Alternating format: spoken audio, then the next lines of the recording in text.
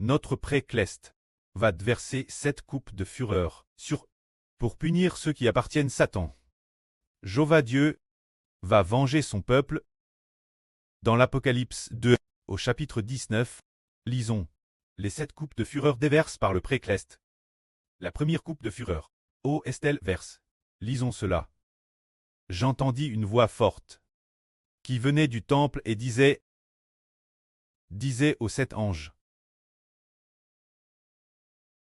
Allez, et versez les 7 coupes de la fureur de Dieu sur la terre. Cette voix est la voix de Dieu. Le pré-Cleste ordonne aux 7 anges de verser les 7 coupes de la fureur de Dieu sur la terre. Ce moment-là, le premier ange y alla. Il est dit ici, le premier ange y alla et versa sa coupe sur la terre. Et un ulcre malfaisant et douloureux frappa les hommes qui avaient la marque de la BTE et qui adoraient son image. C'est la première coupe de fureur verse sur la terre. Verse sur la terre. Elle cible les habitants de la terre. Ce moment-là, quel genre de personnes sur terre seront couvertes d'ulcres douloureux? Des ulcres malfaisants et douloureux, ce sont ceux qui adorent la BTE et son image. Qu'est-ce que la BTE? Frère est sûr, vous l'avez entendu souvent. La BTE est le gouvernement mondial, cesse dire. Bien SRC, pendant la période de la Grande Tribulation. Cela fait RF France, la Russie divise puis allie, si quelqu'un a sur son front, ou sur sa main droite, le drapeau du gouvernement mondial, ses armoiries ou le nom du dirigeant, en particulier concernant le gouvernement russe. S'il en est ainsi, alors la fin de la Grande Tribulation, il sera certainement puni par la première coupe de fureur, le couvrant d'ulcres douloureux, d'ulcres malfaisants et douloureux, leur rendant la vie pire que la mort. C'est ainsi que la première coupe de fureur a te verse sur la terre. Mais avant que le pré-Cleste ne derse sa fureur.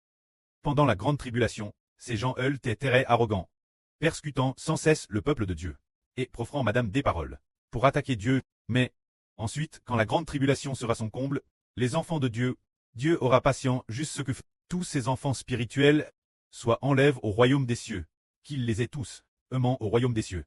Ce moment-là, notre Dieu, notre pré-Cleste, va chaner sa fureur et punir hardiment les méchants sur la terre.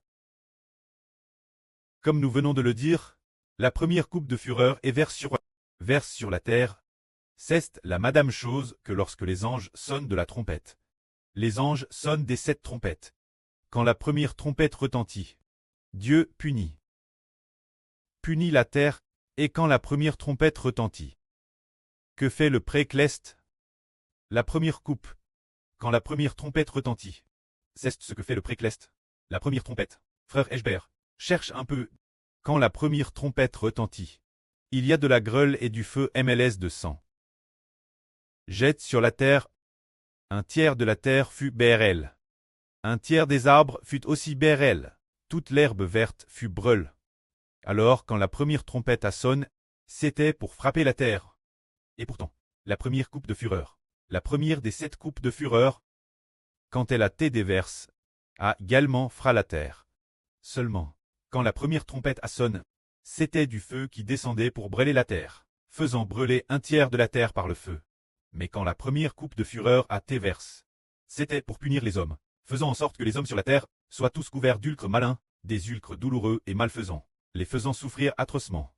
C'est ainsi que Dieu, la première coupe de sa fureur, quand elle est descendue, c'était ainsi, mais en repensant au passé, l'époque de l'Exode, quel a été le premier flot que Dieu a envoyé? Frères et sœurs, vous en souvenez-vous, le premier flot envoie a changé l'eau en sang. C'était en Égypte, le premier flot envoie de sorte que l'eau est devenue du sang. Après cela, l'Égyptien ne pouvait plus boire l'eau du Nil. Pendant 7 jours entiers, le pré envoie toujours toutes sortes de flots pour frapper les nations ennemies de Dieu. Que la gloire soit au pré et au Seigneur. Amen.